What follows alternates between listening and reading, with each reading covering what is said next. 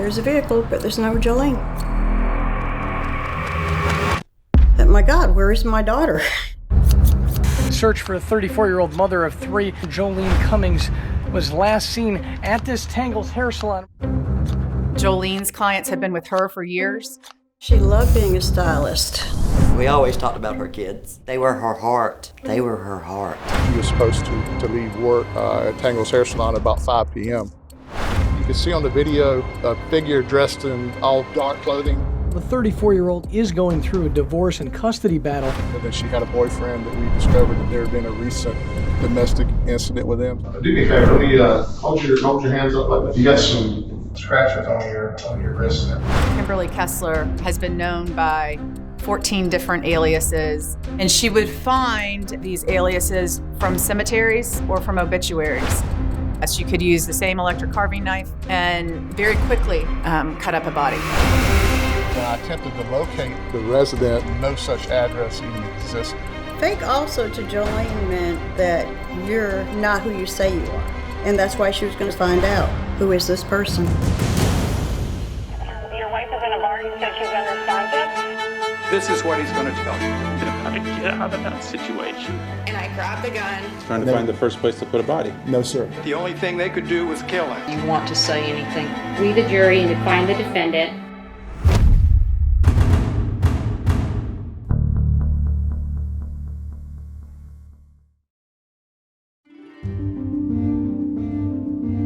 Right this minute, deputies in Nassau County are asking for your help finding this missing woman. This is a missing mom named Joleen Cummings. She hasn't been seen since Saturday and did not show up to pick up her kids from her ex-husband on Mother's Day. I really didn't know what to think. It wasn't like Joleen. Initially I thought, well, she's sleeping because she works so hard. You know, every Saturday that was her busiest day. Joleen Cummings worked at the Tangles hair salon in the town of Yulee, Florida. Nice people who worked there. Joleen's clients had been with her for years. People knew one another. Oh gosh, she loved being a stylist. She had a lot of loyal customers. Joleen was a free spirit. She was very kind. She was loving. We always talked about her kids. They were her heart. They were her heart. There was always a big celebration for Mother's Day, but this was extra special. And it was her birthday. It would have been the first Mother's Day she was able to celebrate with the three children, being Mother's Day and her birthday. I knew there was something wrong. Joleen would never, ever miss picking up those children. She didn't call her own mother, and she didn't post anything on social media. And so the day after Mother's Day, Joleen's mother called the sheriff's office to report her daughter missing. The case was assigned to Nassau County Sheriff's Detective Wayne Harrington. The last time we could determine that she was seen was Saturday around the time that she was supposed to leave work at Tangles hair salon at about 5 p.m. First Coast News reporter Nick Perot has been digging to find out more about Cummings and has more tonight from Nassau County. The 34-year-old with her ex-husband and is going through a divorce and custody battle. He claims, however, she's probably on a bender somewhere. Everybody was a suspect, but certainly law enforcement looked at those people who were close to Joleen with scrutiny. And certainly, she did have a husband that she was in the process of a divorce with, and she had a boyfriend that we discovered that there had been a recent domestic incident with him. So those are going to be two of the first people that we wanted to speak to. Okay, all right. Let me read these to you, okay? Yeah, the right remains silent. The husband was very cooperative from the start. He voluntarily showed up at the sheriff's office. Detective Harrington told the husband, Jason Cummings, that he was a person of interest.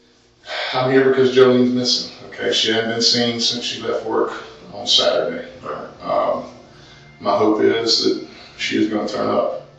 I have no evidence right now that it's foul play. I have no evidence that it's not foul play, but it's concerning to me. Do that know where her boyfriend is? Her husband told the detective Joleen's new boyfriend was a junkie. I found out that she was hanging out with the wrong crowd. You use the word junkie and you're talking about drugs. What are you saying? She has some kind of drug habit? I don't know per se that she does. Okay. But I know the crowd she was hanging out with is known for being idiots. Okay. I've seen this happen a dozen times. What do you mean seeing what happened? She disappeared for a few days. Okay. And I got my hopes open that it is drug. I hope she's on drugs. I hope she's talking about I need help. That's what I think. He allowed for a search of his cellular phone.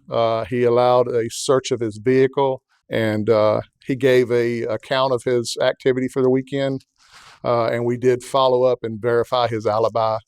And it was determined that he had nothing to do with Joleen going missing. So now Jolene's boyfriend, Jason G., emerged as a person of great interest, especially after police learned he was wanted on an outstanding warrant. We did locate him and arrested him on the unrelated warrant.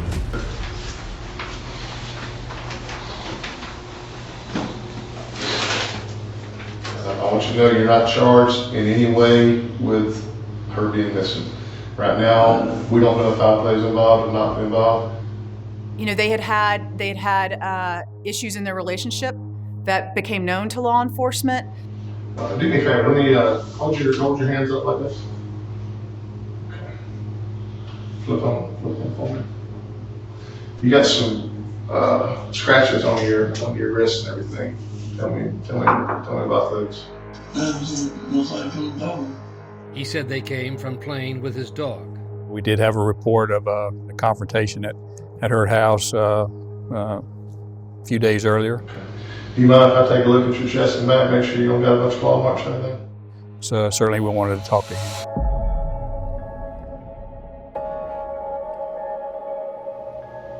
You didn't cause any harm to Joleen? No, sir. None whatsoever? None whatsoever. No. Would you be willing to take a polygraph? Yes. I did not hurt Joleen. I have no problem taking a polygraph. But G could not recall exactly where he had been over the last 2 days and said he had somehow lost his phone. If you could be sitting in our seats and listen to this interview like I told you these cameras are for real, your story's making no sense. Oh, well then I need to get a lawyer to help me out. It's time for you to come clean and tell us what you did with her. I didn't do nothing with it. Then where's your phone? This is your opportunity here to clear your name and you're acting like us jack. Y'all are being to me. I had nothing to do with this. Remember this when you're looking at this in court 6 months from now when you listen to this interview and you sit there lying. I ain't lying.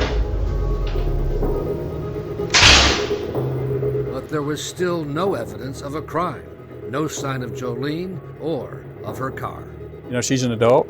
We didn't know if she just went off with somebody else for the weekend and didn't show. We didn't know.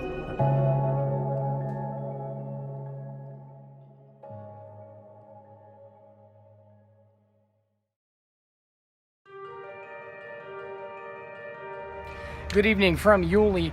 An update here from Joleen Cummings. The search for the 34-year-old mother of three was last seen at this Tangles hair salon. It was day 2 of the search for Joleen Cummings. Police want you to be on the lookout for this beige 2006 Ford Expedition with Florida tag 035 KBQ. The day after the flyer was released, I had a gentleman call and said that he believed that he had seen the vehicle in a Home Depot parking lot in Yulee. There's a vehicle, but there's no Joleen. My God, where is my daughter? The discovery of Joleen's car was an important break in this case. Once they got the surveillance video, it just led to one piece of evidence after another.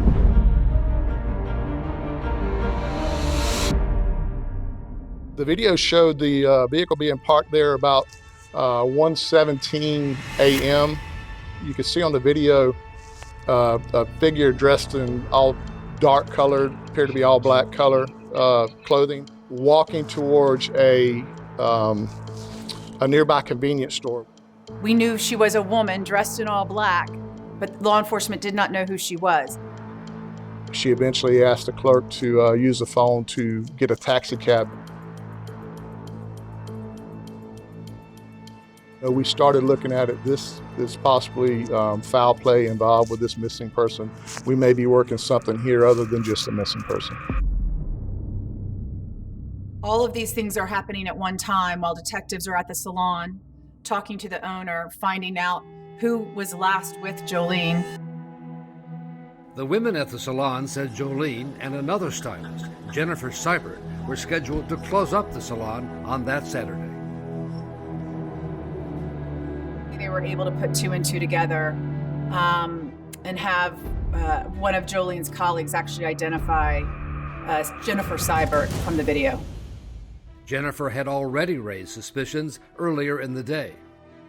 She was actually physically pulling into the parking lot, and when the owner told her that the police were there, she immediately exited the parking lot and told the owner that she was not going to come into work. As a matter of fact, she was quitting and they could mail her final paycheck. Spoke to the owner of the salon and got an address that she had provided on her employment application. When I attempted to locate the residence, there's no such address even existed. She was crazy. She was never wanting to let anybody know any personal things about her at all. Where she came from, where she'd been, where she lived. She's just so weird. She's just so weird. And I remember telling my mom, I was like, I feel like that she killed somebody and she's on the run. I'd gotten my hair cut and Joleen and I were talking and she just kind of comes up and butts right in and she's really kind of nasty towards Joleen. And we kind of come to the conclusion that maybe she was living out of her vehicle. So, we began to search the area, both within Nassau County and surrounding counties. We eventually found her down in St. Johns County, and she was taken into custody for auto theft, for stealing Joleen's vehicle.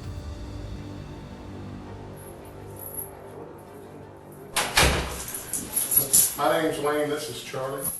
We want to talk to you for a few minutes.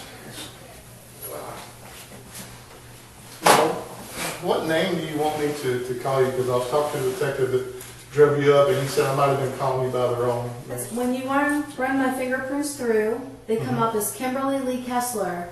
I was born in May of 1968, May 9th. I am 50 years old. I've been living under this particular alias since 1999, so not quite 1999. This is 18, yeah, about 19 years. And that's about it. So I would prefer to be called Kim. She had gone by about 17 different names, lived in 33 cities and 14 states. She's obviously running or hiding from something. If you look at the series of her driver's license photos over the course of the last 2 decades, it's remarkable. Hairstyle, hair color, weight. She changes her appearance to fit whoever it is that she wants to be at that moment. And she would find and own these aliases from cemeteries or from obituaries. The name Jennifer Seibert is the name of a young woman who was killed in a car crash. She tried to make the reason that she had this alias was because she'd obtained an injunction against an abusive boyfriend. What we made of it, it was just more of her deception.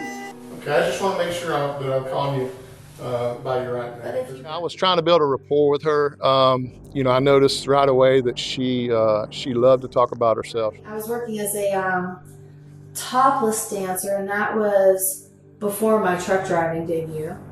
So, and I did that just for a little while. Just, I love to dance, and I'm ready to go back to being myself. I spent, about 25 years running from the FBI, and thought I could build like a life for myself, and I've done nothing. I've been trying. I've been living in my car for the last over 2 years.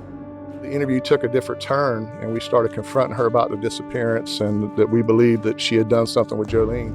Did an accident happen between you all? Hey, I think Jolene's dead, and I think you know where Jolene is. And then Detective Wayne Harrington told Kessler to think of Jolene's 2 little boys. I dread the point, but it's going to happen. I'm going to have to tell them that their mom is gone. Okay. And we need to know where but I need to at least let them be able to give her a proper. She's out there somewhere. Her body's out there somewhere. We're going to find out what happened. I don't mean that in a threat. I don't mean that in a bad way. I've been here for 4 days, almost 16, 18 hours a day, because I'm going to find out where those little boys' mama is. I promise you I'm going to do that. You can help me do that. And you're the one that can make it happen right now. No, I cannot, and I'm not, again, whatever fury may come. So let me reply this way, and you may not like the answer. I would like legal counsel. She immediately at that time knew it was time to stop talking and request an attorney. Let me clarify. Do you not want to talk to me without legal counsel? Is that what you're telling me? Yes, sir. Okay. I mean, you're going to get an attorney, but if you change your mind and want to talk to me, I'm going to reunite those boys if it's nothing but with their mother's body. I know that's a sin. I know she's dead. Okay? All right. She was taken into custody, obviously, for the auto theft, and then quickly we honed in on her as Jolene's murderer.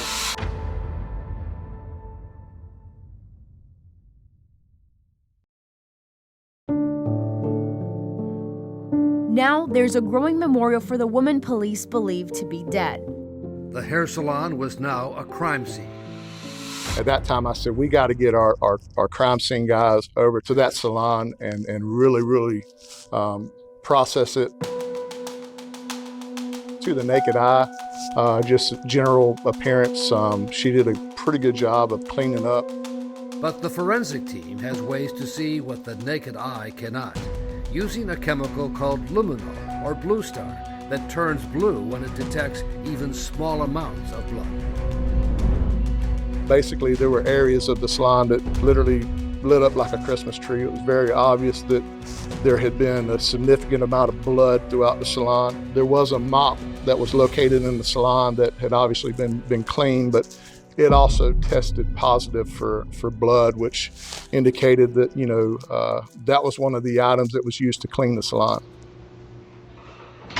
The focus was no longer on Joleen Cummings' boyfriend, especially after the discovery of a new surveillance video of Kimberly Kessler. There were some dumpsters that were located behind the salon. We could see her emptying garbage bags into the dumpster, but you could tell they had some significant weight to them. As you watch the video, the way she had to throw them into the dumpster. So we did have the video of her disposing of something in the dumpster. She's also seen with a large blue plastic bin, and she's seen carrying that or dragging it out back and actually dumping some contents into the wood line behind the salon. We did recover that blue bin. It was left in the wood line. It did test positive for blood, and a portion of one of Joleen's fingernails was found inside that bin. The prosecutors wanted much more than just one fingernail. So we contacted the landfill to see where those trucks that emptied those dumpsters, where would they go and where would they dump. The search for the Nassau County mother of 3, it is now crossing state lines, leading investigators to a landfill in Georgia. It was in July. It was very hot. It was nasty. That's the last place you want to look for something, is a garbage landfill. Everything looks the same, because when they dump, they got these bulldozers pushing the trash in different areas. And so you may dump here, but it may wind up over there. We're obviously looking for human remains. We're looking for the type of clothing that Joleen was wearing. We did find a lot of bones in those areas. We had to call a professor, and she determined they were all animal bones. But in the search for Joleen, had no luck. No body found at all. We have successfully tried first-degree murder cases without bodies before, and under the law in Florida, we can do that. And the effort to find enough evidence to bring murder charges led to a warrant to go through Kessler's internet search history. She searched for female serial killers in Florida.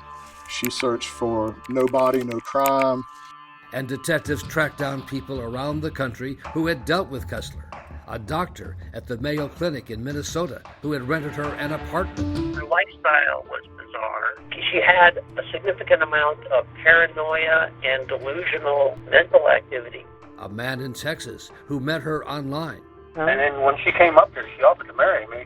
A classmate of Kessler's from high school whose brother had broken up with her. And she said, I'll get even with you. And she waited for him to fall asleep, but she hit him over the mouth with a baseball bat. Basically just blew all his teeth right out. An ex-boyfriend in Pennsylvania.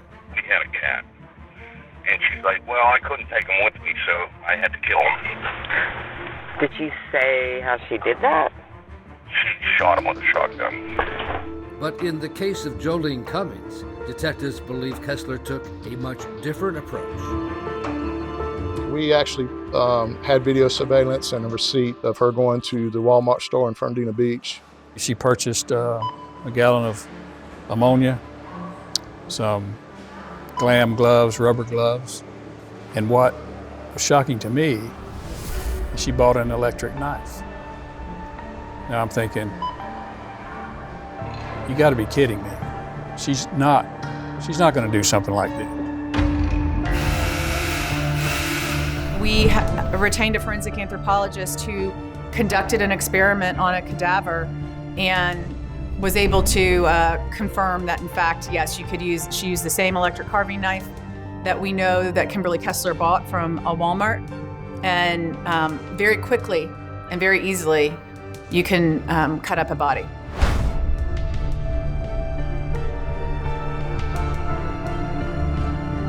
It's clear there was a fight in that salon. It's clear, even though we don't have Joleen's body, that she fought back. And it's clear to us that Kimberly Kessler cut up Joleen's body. It's horrifying. Tonight, Kimberly Kessler is charged with first-degree premeditated murder. There's still no body, but deputies say they have both physical and circumstantial evidence. Our Julia Janae is live at the state attorney's office tonight with the rest of the story. Julia. Today, the mother of Joleen Cummings, who said she's heartbroken, but also telling me that she's thankful at how the community has reacted to her daughter's missing persons case. Joleen's life was stolen from us. Not by the hands of God, but by evil itself, manifested in what I call a monster. She's a sociopath. Feels hurting you? No, they feel great. You can put them on tighter if you want. Whatever you want to do. We can not your mercy, so have as much fun as you'd like. And she's also a very narcissistic person. I think she was interested, weirdly, about what fame or attention this might even bring her. Do a little Jada. This is a prepaid call from Kim Kessler. Hello, Mom. It's kind of funny. They keep me in solitary confinement like it's a bad thing. It's heaven, girl. I love it. I don't know what happened. All I know is that I didn't do anything. I had nothing to do with it. I have no idea. They're just trying to make me look bad in front of the judge by keeping me in here and just making it so I stay in here. Because they don't have anything on me because it's all bull. I truly think that she thinks she's smarter than everybody else and that she didn't need anybody else, that she could get away with this, that she was going to get away with murder.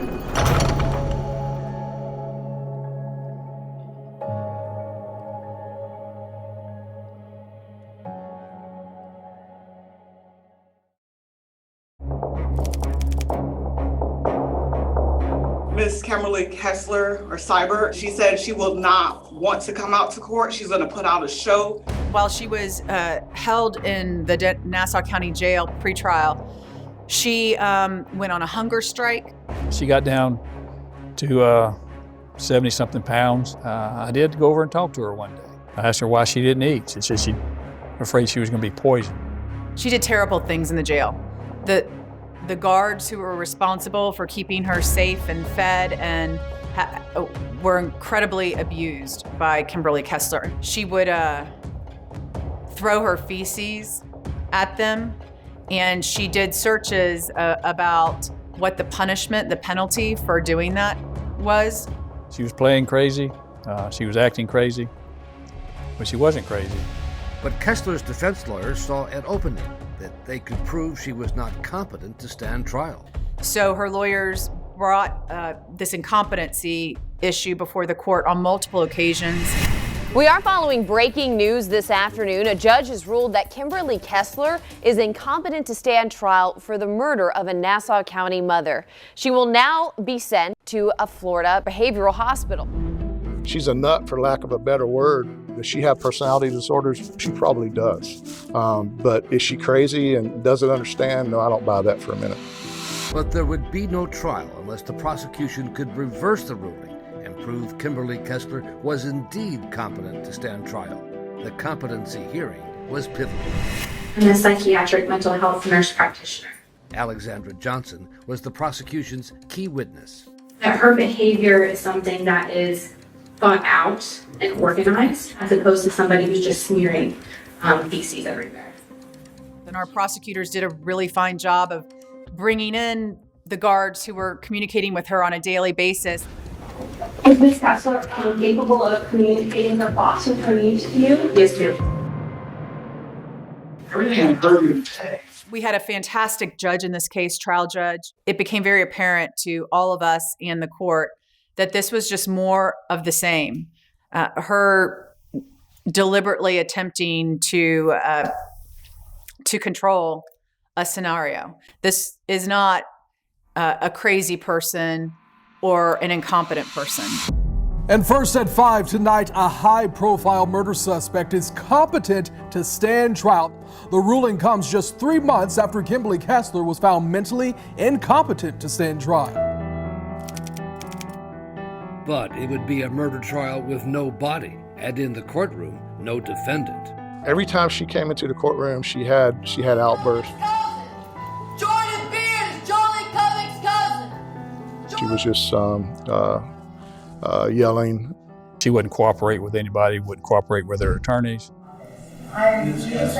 I have refused it. I refuse the public defender's office. They appointed Jordan Beard, Joleen Cummings' cousin. She kept saying a phrase about Jordan Beard, who was representing her in the case, saying that that was Joleen Cummings' cousin. Of course, it wasn't, but she would make those outbursts continually in the courtroom.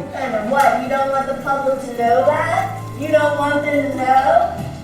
The judge would attempt to talk to her, to ask her to participate in her defense, and she refused to.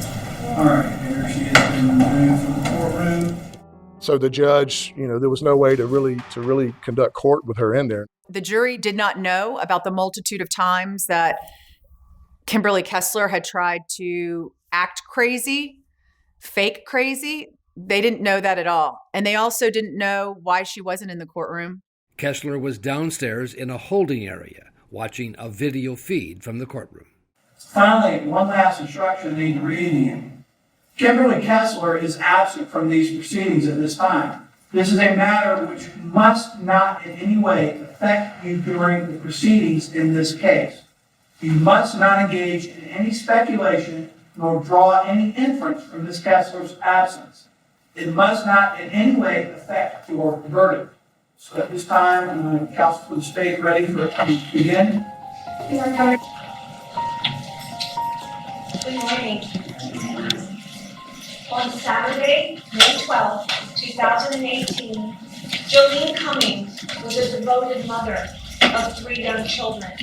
Joleen had plans to make a Mother's Day gift with her children to give to her own mother, Aunt Thompson. But as Joleen Cummings made plans for the next day of her life, the defendant had planned Joleen's death. And prosecutor Donna Thurston took the jury through the forensic evidence from the salon and the surveillance footage of Kessler. In addition to the physical evidence, we had the very compelling internet searches that Kessler had done. Her own searches, her own words, her own inquiry was incredibly damning evidence. It is this evidence that will convince you beyond a reasonable doubt that the defendant planned the murder of Joleen Cummings. All right, counsel for the defense. Okay. Morning, gentlemen. Kessler's other public defender, Thomas Townsend, who she had also tried to fire, did not dispute the basic facts of the case. Physical evidence in this case that you're going to see is going to convince you very clearly that the only thing the state can prove in this case is that there was some sort of fight, some violent physical altercation. It clearly happened. And the evidence will not show, what the state cannot show, is who started it, how that fight started, where it occurred, how it ended. And Kessler's lawyer knew that under Florida law, first-degree murder requires an element of premeditation. There was simply no plan. This is after the fact, thinking on her feet, having to clean up a mess. She didn't plan this, and it goes clearly show that there was simply no premeditation in this case. Ladies and gentlemen, at the end of this case, we will be convinced beyond a reasonable doubt of one thing. That is, the state cannot prove Ms. Kessler guilty of first-degree premeditated murder with a weapon. So, the women who worked at the Tangles hair salon would be key to the prosecution case to describe the bad blood between Kimberly and Joleen.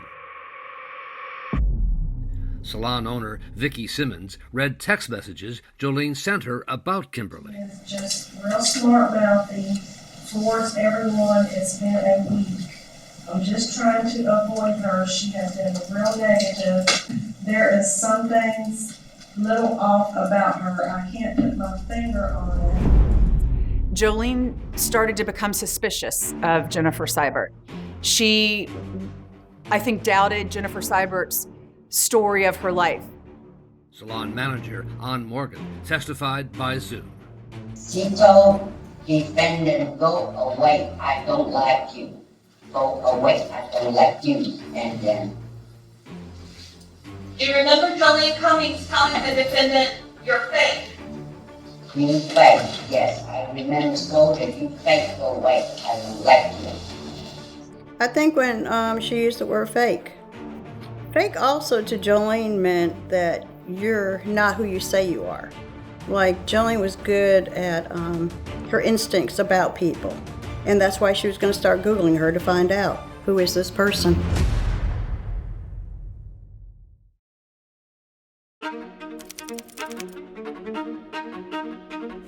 All right, are we ready to begin today? No. Every single morning in trial, she was brought to the courtroom and asked if she would like to participate. As director of the jail. Ms. Kessler, I wanted to go out back up to advise you that in stating the rest of their case, and the defense is now, it's their case, and not to present evidence on your behalf, including if you want to testify on your own behalf. So again, I want to give you the opportunity to advise you that and make sure that you want to stay in court. You're just shaking your head. All right. Jordan Beard is Joleen Cummings' cousin. Jordan. The defense only called one witness. We would call Detective Wayne Harrington. And he was asked about the contents of a tote bag found in Joleen Cummings' SUV. And was that bag ultimately submitted to the Florida Department of Law Enforcement for testing? Yes, ma'am. And what were the results of that submission that was tested? I don't have any questions on the phone. The defense rested its case in less than 1 hour after calling just one witness. Closing arguments begin at 8:15 Thursday morning. Today's going to be closing arguments with jury instructions. So I'll let you know that. If you want to be seated, you can be seated over there with counsel. I refuse.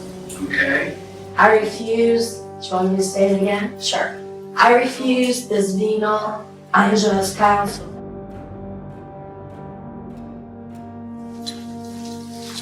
Jordan Beard is Joleen Cummings' cousin.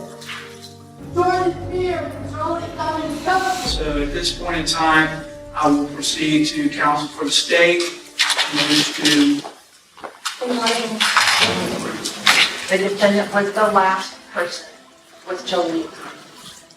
From her internet searches, it's obvious that she intended to kill her. The searches indicated that she was considering killing Joleen Cummings by a drug overdose.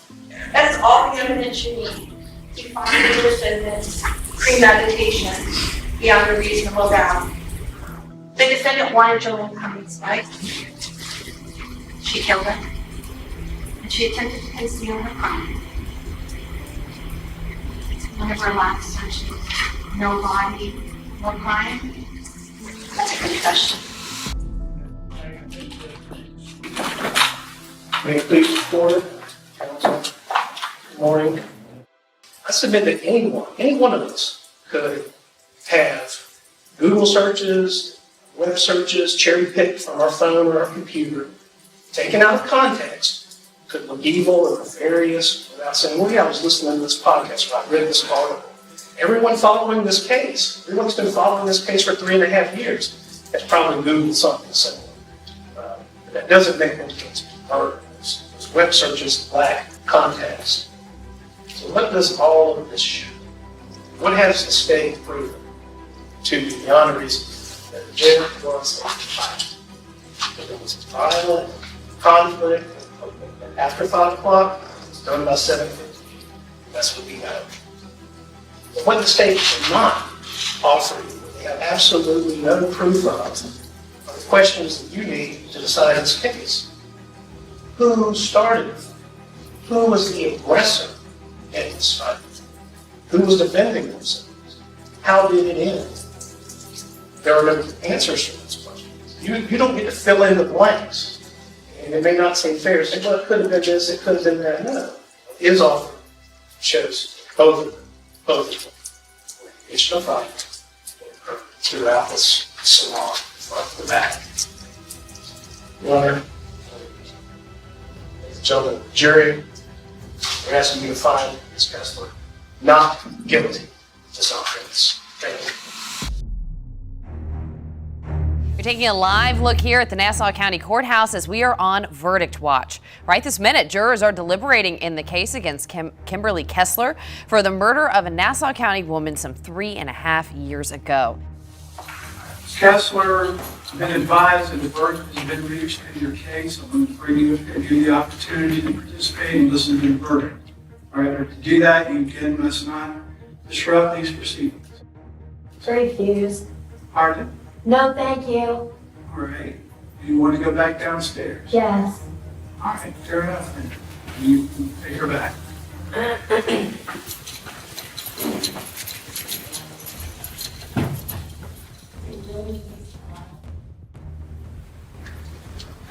Madam Clerk, will you please publish the verdicts?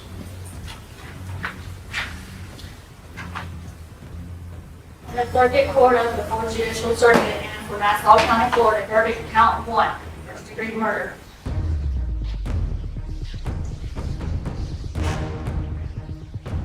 We, the jury, found the defendant guilty of first-degree murder as charged in the indictment.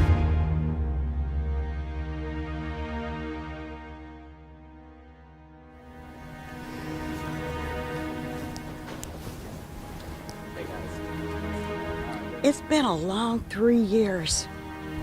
3 years, 7 months, and 9 days that my daughter Joleen was taken from us. Today we praise God. We praise God that we got the verdict and that it gives us some type of closure. I do have a message to Kimberly Kessler, as from one mother to another mother. If you could find it within your heart to tell us where the remains of my daughter, where are the remains of my daughter? Give us some closure. I'm asking you from one mother to another. All I have is this visual in my head of how my daughter was murdered. No body. So instead we have a bench that was dedicated by Joleen's friends, and I decorate that bench. I'm tired of going to a bench. My daughter's not there. Kessler had one last opportunity to say what happened to Joleen's body.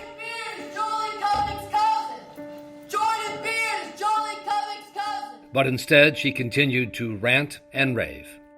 We were hoping that Kessler would talk, but I don't believe she ever will. And because there was no body, prosecutors felt they could not prove the needed requirements for the death penalty: heinous, cruel, and atrocious acts. I can only imagine how Joleen was killed, but I don't know. I don't have a body or a medical examiner, a forensic pathologist to tell me. Was she stabbed 100 times? Was she stabbed twice? So really, it is, in fact, the absence of Joleen's body that made for us it impossible to seek death in this case. So, case number 2018 CF 815 on the charge of first-degree premeditated Joleen Cummings. This court will adjudicate Kimberly Kessler, defendant, also known as Jennifer Marie Cybert, guilty, sentence her to life in prison without any possibility of release of parole. As soon as she was sentenced, I wanted her out of our jail. The next day, she was on the first bus out of town, and we celebrated with cake and ice cream her homegoing, because her home for the rest of her life, and until she takes her last breath, is Florida State Prison. And we were glad to get rid of her. The message is to anybody else that has a loved one that's missing. If she did this to my daughter, how many more victims were there? To know that all these cities that she lived in, all the states, all the cities, all the aliases that she used, and that's a lot of places to be on the run. Do I believe she's done this before? Absolutely. Absolutely.